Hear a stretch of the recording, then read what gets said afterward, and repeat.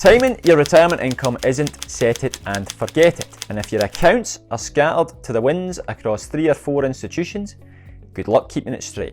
Most retirees focus on how much to withdraw, but when you take it and from where can quietly cost you thousands. It's your favourite Scotsman here again, and let's get stuck in. Why exactly does timing matter? In short, it's about managing tax brackets, avoiding OAS clawback, and not handing the CRA more than you need to. Here's a quick example. Let's say in February you pull $30,000 from your RRIF. No problem. Bills are paid, life goes on. Then in July you decide to sell some non-registered investments to fund a renovation, and you trigger a $40,000 capital gain. Or you decide to go back to work for a few months. You're going to wish you didn't take that $30,000 from your RRIF at the beginning of the year. Why? Well, you've now bumped yourself unintentionally into a higher tax bracket.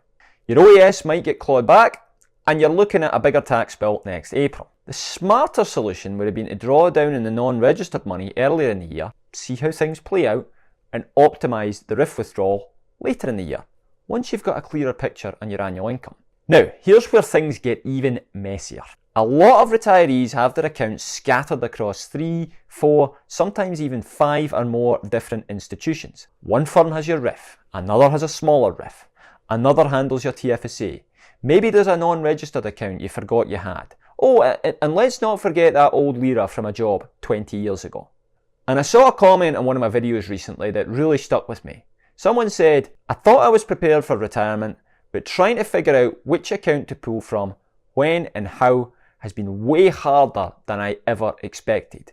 That's not uncommon. When you're accumulating money, it's really not a big deal. You're just saving and investing. But once retirement hits and you actually need to draw income, that's where it gets complicated. No more autopilot. And just to make things even more confusing, there's withholding tax and RRSP withdrawals.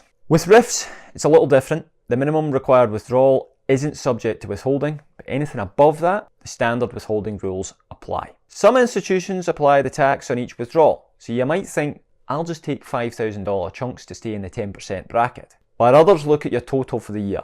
So by the time you make your 3rd or 4th withdrawal, they're withholding 30%. And just to be clear, this isn't your final tax bill. It's just a prepayment to the CRA. If all this sounds like a lot to manage, join over 1,600 others and click on the link in the pinned comment below to get your free retirement guide. It will walk you through how to structure your income, avoid common mistakes, and build a simple, tax-efficient withdrawal plan. Okay, back to it. The problem with multiple accounts at multiple institutions, nobody's looking at the full picture.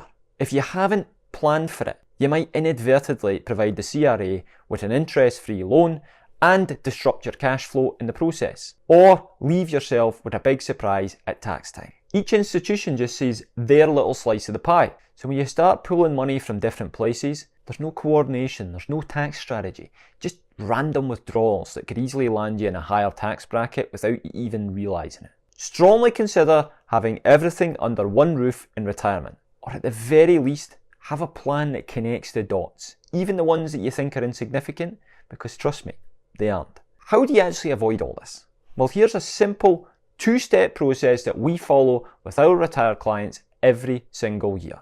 Anyone can follow this process, it just takes a bit of structure. Start with your previous year's tax return. This one document is like medical notes for a doctor. Did you owe more than expected? Did you trigger OAS clawback? Were you close to a higher tax bracket? Once you know what happened last year, you can start planning for this year. How much income will you need? Will your investment income be similar? Any other new sources of income? Any large deductions to factor in? Any big expenses coming? Travel, renos, helping the kids? What accounts should that come from? RRIF, TFSA, non-registered. This phase is where we start to build the income plan for the year in the most tax efficient way possible. By the time the fall rolls around, you've seen how the year's actually played out. Maybe you picked up some part-time work. Maybe markets did better than expected and you're sitting on some large capital gains. Maybe you sold a property. Now's the time to adjust.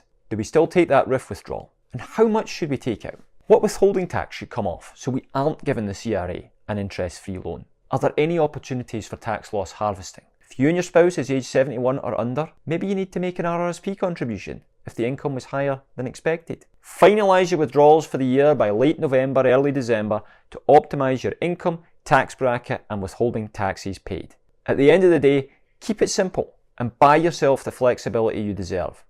If you like bi-weekly or monthly withdrawals, great. Feels like a paycheck and makes budgeting easy. Just make sure it's coming from the right account at the right time with a plan behind it. If you want help building that plan, click on the link in the pinned comments to get your free retirement guide. And if this video helped clear things up, wait until you see this next one I have lined up. I break down some of the biggest misconceptions, or lies, depending on who you ask, that retirees believe, including one that trips people up all the time when it comes to withdrawals.